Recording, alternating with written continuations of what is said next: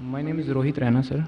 Basically, I'm Hindu, and I just recently converted to not only because I'm in love with Muslim girl, not only because of that problems and all those things, because I accept Islam from my bottom of heart, and I tell you frankly, I don't know about Arabic, I don't know about Urdu from the very initially, and I don't know about the Sanskrit also, because I am from the Hindu background.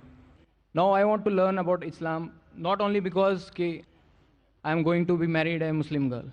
And why the controversies are there so much in the nature that people are creating. Not God is creating that controversy.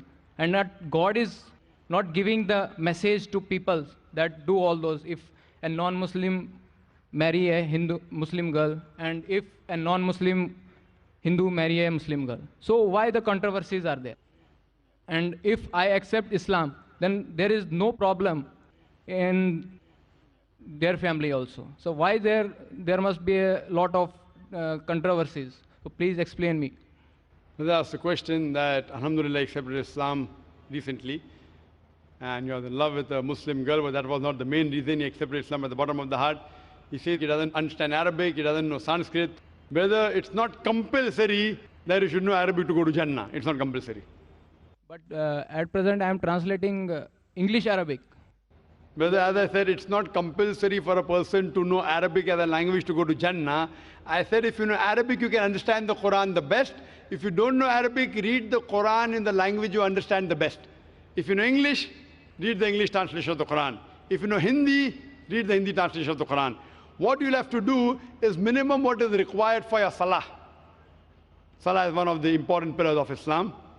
What is required for Salah, that much at least you should memorize.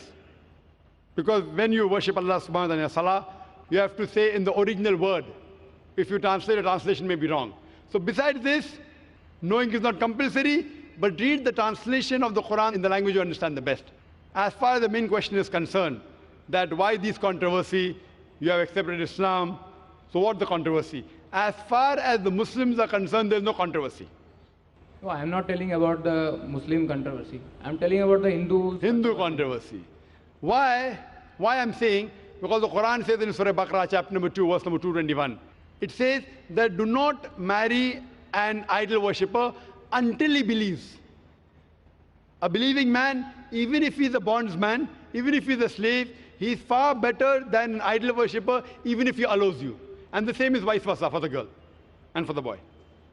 The reason is that if you have a vehicle and one tire is of the bicycle and the other of the truck, how will the vehicle run? But natural, all the tires should be similar, but natural, any good, pious girl would want that the husband also goes to Jannah, go to paradise. So if she has found the way to paradise, that's acquire peace by submitting her will to Almighty God, that's what she may have requested you, and that's the reason you accepted Islam. As far as the Hindus are concerned, you have to show them a video cassette. Similarities between Islam and Hinduism. What I tell them, people talk about interfaith. I tell them, at least agree. I tell the non-Muslims. I don't believe in interfaith dialogue that Islam is the same religion as Hinduism, as Christianity, all are same. I don't agree with that. I, being a student of comparative religion, I know the differences. What I tell them, at least agree that one book is 100% the word of God.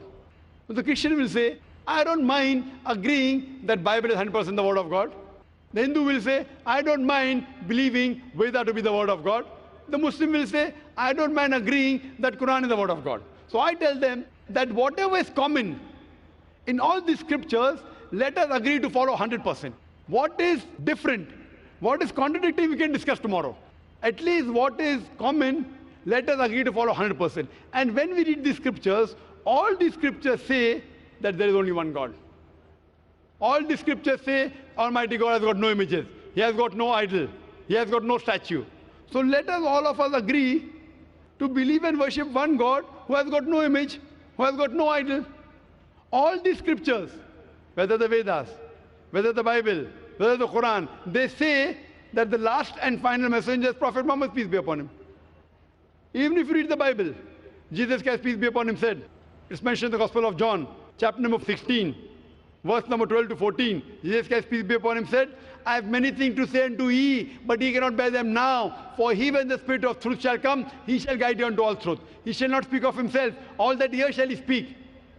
He shall show you things to come. Now here, Jesus Christ, peace be upon him, is telling that I have many things to say unto you, but you cannot grasp my message.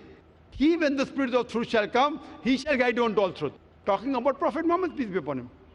The scriptures of all the major world religions, Hinduism, Christianity, Judaism, Islam, all of them say there's one God, you have to worship him alone, and the last and final messenger is Prophet Muhammad, peace be upon him. So if all the religious people read the scriptures, inshallah, this conflict would be solved, and all of them would acquire peace by submitting their will to Almighty God. Hope that answers the question.